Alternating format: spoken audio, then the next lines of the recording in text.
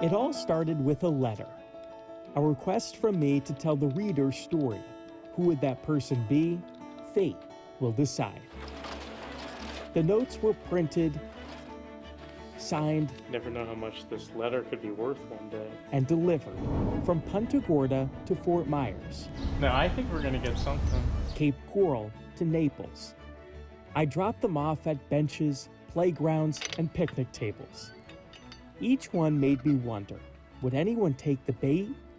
Soon enough, the calls started coming. Hello, we just found your note. Found one of your letters. Looking for Sean. One woman found a letter while walking to church. I'd like to speak to you if you'd like to speak to me. Another guy discovered his while shopping for groceries. Pretty amazing. It's pretty out of the normal, and I'm just wanting to take a moment and give you a call. So far, more than a dozen ordinary people have volunteered to have their stories shared. And I know, this whole concept might seem kind of far-fetched, but as we remain disconnected, physically, socially, and politically, through telling the stories of strangers, we might discover the invisible thread that binds us together. On the path to wherever this journey takes us, Sean Martinelli, NBC2. Right here. Cameron Lytle found the note on the front of his car. Right on the windshield. Right on the windshield. But it's the sticker on the back that now has my attention. Yep. I wondered, what were Cameron's dreams? Turns out he has many. Those are the goals and the dreams that I want to accomplish that I haven't yet done. But there is one ambition so big, it can't fit on a corkboard. My actual dream was becoming a professional wrestler. And he was well on his way. That's Cameron as his alter ego, the rough and tumble Michael Scott. Before one can make it to the pros, the world of amateur wrestling is often made up of these rowdy duels between good and evil. Actually, I love being the bad guy, the heel. That was fun. But the longer I spoke with Cameron, the sooner I came to a realization. You play a tough guy when you're in the ring, but you've got a really big heart. Yeah. The proof came about 15 years ago when Cameron's best friend, his father Edwin, got suddenly sick after a family vacation. Diagnosed with Legionnaire's disease, doctors didn't believe he would make it. We were all in a hospital on the side of the bed, and I just literally grabbed his hand and just spoke to him and said, it's not your time. We need you here. You need to wake up. You're stronger than this. And within the next day or two, he woke up. Edwin survived that scare, yet his health continued to deteriorate. To make matters worse, a few years later when the economy tanked, he lost the family's St. Louis home. That's when he revealed to Cameron an improbable final wish. Means a super lot. Yeah. Edwin had always wanted his last home to be by the beach, so without hesitation, Cameron put his own hopes on hold. He was the only one of his 5 siblings to move to Florida. He's been by his dad's side ever since. Yep, we're a couple weeks away and we're out of this apartment and he's on to his next journey. That new journey will include a new Cape Coral home, thanks in part to some of the income Cameron has made working a variety of different jobs. You'll never be able to match the amount of love I have for you, so. One day, Cameron still believes he'll fulfill that highest goal of making it big in the ring. But lately, he says he's come to a realization that there is something better than realizing one's own dreams. It's helping others realize theirs. In Fort Myers, Sean Martinelli, NBC2. Our tale begins deep in the weeds, literally. A letter I placed on a Naples bench blew into the bushes, and this woman picked it up. I was going to the FedEx box to mail my will, and I was feeling a little sad. So then I was like, oh my God. So put like a little in my step, you know. Since every will needs a testament, this story will be Poe Flanagan's. The question is, where do we start? And so I went and got him. Her lawn might have more attractions than Disney World. There's the 9-foot rooster, her Make America Smile-themed mannequins.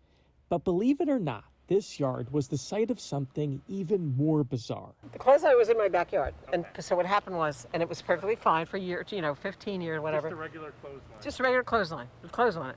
And then, or not. And on that regular, or irregular, clothesline hung a dress. I don't know, somehow I saw a wedding dress at Goodwill or somewhere, and I was like, oh my God, I gotta get this. Hit the wall. But why'd you put it up on the clothesline? I don't know. I just thought it'd be fun. Just fun. Just a wedding dress, I don't know. Poe says she just liked the way the wedding dress looked. Her neighbors didn't.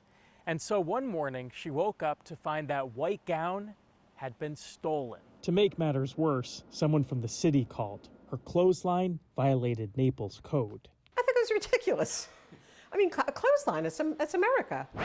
This whole saga made headlines 10 years ago. I looked and I said out loud, oh, the dress. Poe fought the measure and won. A year later, Florida lawmakers happened to pass the Renewable Energy Act. And I had a sign that said solar power laundry. Turns out that tale is no anomaly. This is a woman who always seems to find a way. It's a lot of work tending to this art stuff. As a girl, she knew she would one day make a living from art.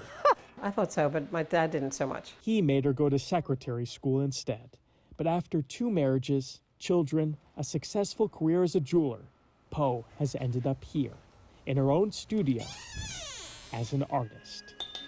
I'm really grateful. I can't even believe it. I finally, fished my wish. Her artwork has sold across the country, more than 1,000 pieces finished and counting. Whether Poe's painting or fighting for clotheslines, she has held on to a belief. Like the nuns used to say, have the courage of your convictions. Just do it. Just do it. Put your mind to it and do it. Take it from someone who has and always will. In Naples, Sean Martinelli, NBC2. To welcome us to Gilchrist Park in Punta Gorda, we were greeted by a band of misfits. This country jamboree, made up of musicians from across Southwest Florida, kind of came out of nowhere, just like the letter finder we were about to meet. He stops and sniffs at everything. That 4-legged furball sniffed out one of my notes on a walk near the park. Come here, boo-boo. This left me with perhaps the biggest challenge of my career, to learn something about life from a dog named Boo. I don't think we're getting very far. To help with this task, I consulted Boo's mother, Mary. She mentioned the little guy loves to enjoy the finer things in life, like digging through trash and eating shoes. He did that today before we left. Of course, he really likes eating anything. Except for veggies. And is adored by just about anyone. He's so sad. Isn't he? He's white and fluffy. They love him. I'm walking here, I had 2 people say, what a cute dog. I love your dog. Can I pet your dog? Yeah. Let your dog say hi and then you say hi. And it's funny, like, oh, he loves you. When I don't have him and I go for walks, nobody wants to talk to me. 6 years ago, Mary adopted Boo from the shelter. Since then, the two have been inseparable. In fact, when Boo first found my letter and somehow managed to write me an email, one line in particular got my attention. My mom says she has never loved anyone as much as me. He just loves you, loves everyone. So it's just nice to have him there through anything, Turns out, Boo may have had a bigger impact than I realized. Just a few days before we met, Mary's engagement with her long-term fiancé ended. I haven't even told some of my friends, so, and I'm just like, maybe it's not even true, During some of Mary's deepest grief, Boo was there to help her through. Pretty amazing what a dog can do for someone. Yeah. I'll admit, I never understood why people loved pets like they were humans, but now I get it. There might be something Boo can teach us after all.